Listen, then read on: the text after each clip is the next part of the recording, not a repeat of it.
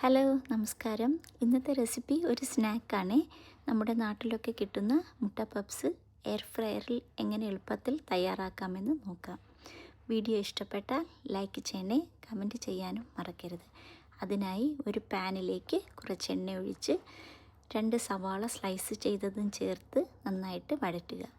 അതിലേക്ക് കുറച്ച് ഉപ്പും ആഡ് ചെയ്ത് ഒന്നുകൂടെ വഴറ്റിയിട്ട് കുറച്ച് ഗരം മസാല, കുറച്ച് പെരിഞ്ജീരക പൗഡർ, എരിക്ക് ആവശ്യമുള്ള മുളകും ചേർത്ത് നന്നായിട്ട് വഴറ്റി അതിലേക്ക് കുറച്ച് കറിവേപ്പിലയും ഒരു ശകലം പഞ്ചസാരയും ചേർത്ത് വഴറ്റി വെക്കുക. ഇവിടെ ഞാൻ പഫ് പേസ്ട്രിയാണ് എടുത്തിരിക്കുന്നത്. ഇതുപോലെ സ്ലൈസായിട്ട് കട്ട് ചെയ്തിട്ട് നമ്മൾ ചെയ്ത മസാല അതിൻ്റെ നടുവിൽ ഇതുപോലെ വെച്ച് അവിച്ച മുട്ട 2ആയിട്ട് കട്ട് ചെയ്ത് അതും ഇങ്ങനെ വെച്ചിട്ട് മറ്റേ പേസ്ട്രി കൊണ്ട് നന്നായിട്ട് കവർ ചെയ്ത് ഒരു ഫോക്ക് കൊണ്ട് അതിൻ്റെ സൈഡൊക്കെ ഇതുപോലെ പ്രസ് ചെയ്ത് വെക്കണമേ. ഇവിടെ ഞാൻ എല്ലാം പപ്സും റെഡിയാക്കി വെച്ചിട്ടുണ്ട്. ഇനി നമ്മൾ എയർ ഫ്രയറിലേക്ക് ഒരു ബ്രഷിൽ നെയ്യെടുത്ത് നമ്മളിതുപോലെ തടകണം.